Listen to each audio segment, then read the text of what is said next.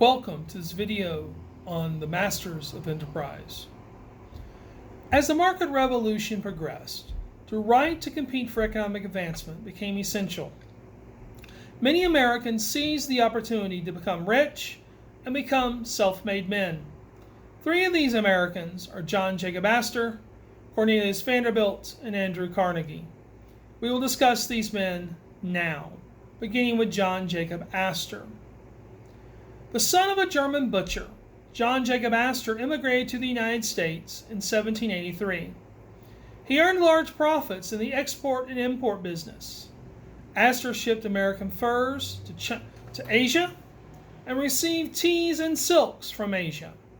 His base of operations was on the Pacific coast in Oregon, appropriately enough named Astoria. Further inland, his American Fur Company made its headquarters of its western department at St. Louis, and the company operated out of Fort Union at the mouth of the Yellowstone River, which is near present-day Williston, North Dakota.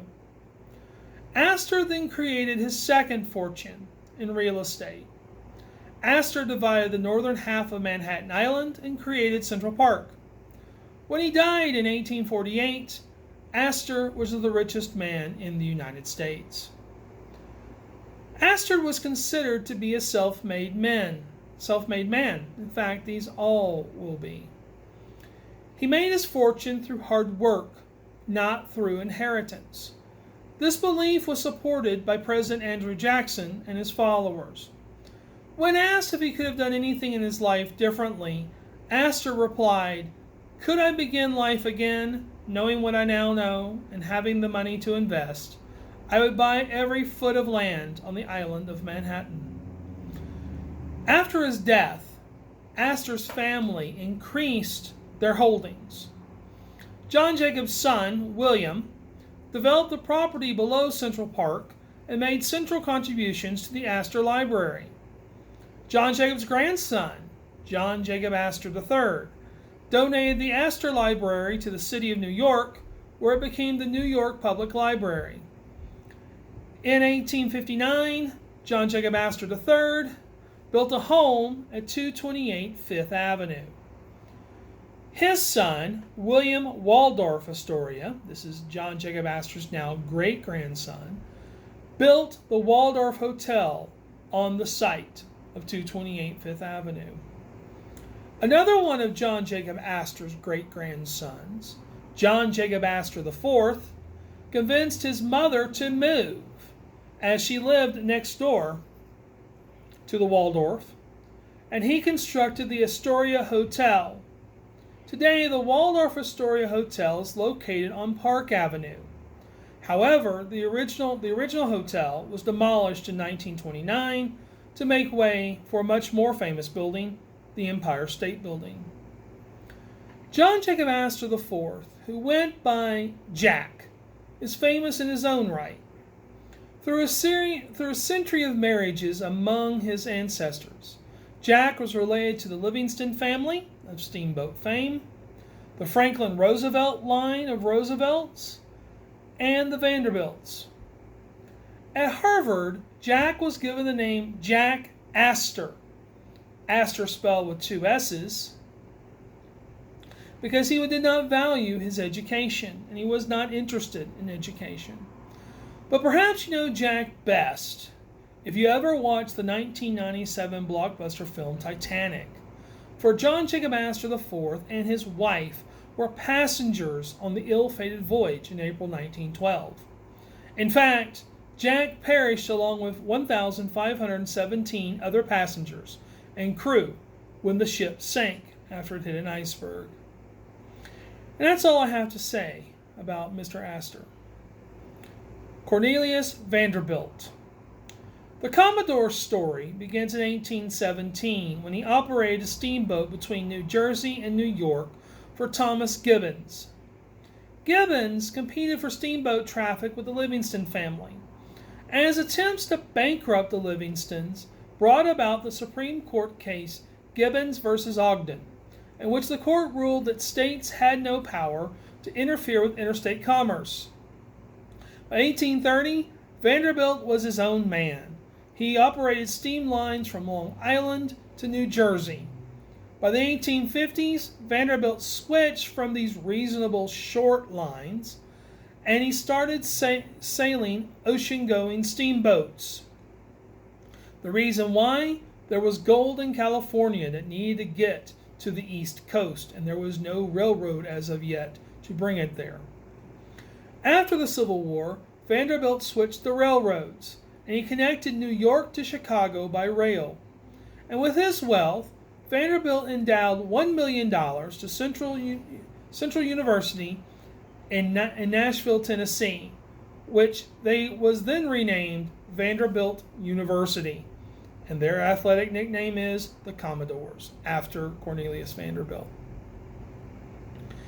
Andrew Carnegie. The life of Andrew Carnegie is a story of rags to riches, and his story comes at the end of this market revolution. Carnegie was an immigrant from Scotland. He came over as a child in the 1840s. Carnegie settled in Pittsburgh, Pennsylvania, and started working as a bobbin boy after his father died. He taught himself Morse code and became a runner for the telegraph company when telegraphs were cool. By the Civil War, Carnegie was a secretary for Pennsylvania Railroad President Thomas Scott. When Scott was called to Washington to coordinate the nation's railroads, Carnegie ran the Pennsylvania Railroad. Along the way, Carnegie played the stock market. After making his first fortune, Carnegie invested in steel. By 1900, Carnegie Steel was the largest integrated iron, coke, as in compressed coal, and steel operation in the country. Carnegie also believed that entrepreneurs were public benefactors for the public good. In his book, The Gospel of Wealth, Carnegie argued that the rich must be stewards for society, and the rich must transform old-fashioned charity into modern philanthropy. Thus, in the 20th century, Carnegie gave most of his wealth away. By the time he died in 1919, he had financed more than 3,000 libraries in 47 states, including the libraries in Alamosa, Colorado, and Monte Vista, Colorado. Carnegie once said, there is not such a cradle of democracy upon the earth as the free public library, this republic of letters, where neither rank, office, nor wealth receives the slightest consideration. These words are painted on the wall of another library he founded, the Central Library in Dallas, Texas, just down the hall from a first edition print of the Declaration of Independence and a first edition folio of Shakespeare's plays, and also happens to be one of my favorite places to visit when I lived in the DFW Metroplex. Carnegie also endowed and lent his name to universities, research facilities, public baths, peace organizations, the restoration of 700 church organs, pension funds for college professors, and created heroes funds in 11 countries. He opposed both the Spanish-American War and World War I. In terms of dollars, Carnegie gave away $350 million of his own wealth. Today, that would be $5.25 billion. All in all, the market revolution widened the gap between the rich and poor. This is an inequality in wealth. While men such as Astor, Vanderbilt, and Carnegie became obscenely wealthy, and given that all three men started with nothing and became obscene wealthy, that statement alone is impressive. But at the same time, men who could not pay off their debts simply rotted in jail. This is debtor's prison. In the 1820s, working man's parties sought to mobilize lower class support for candidates. They called for free public education, to end the debtor's prison, and legislation for the 10-hour workday. However, these working man parties were nothing more than short-lived political organizations, rather than bona fide labor unions. Strikes were common in the 1830s, but these strikes were nothing compared to the strikes of the late 19th, 20th, or 21st centuries. At this time, in the 1820s, workers simply walked off the job one day and returned back to work the next day as if nothing had ever happened. While many welcomed the market revolution and the masters of enterprise, others dreaded the consequences. President John Adams said, "Commerce has destroyed every Republican government." Thomas Jefferson hated businessmen for leading the United States away from his agrarian ideal. Langston Billsby called wage labor the essence of slavery.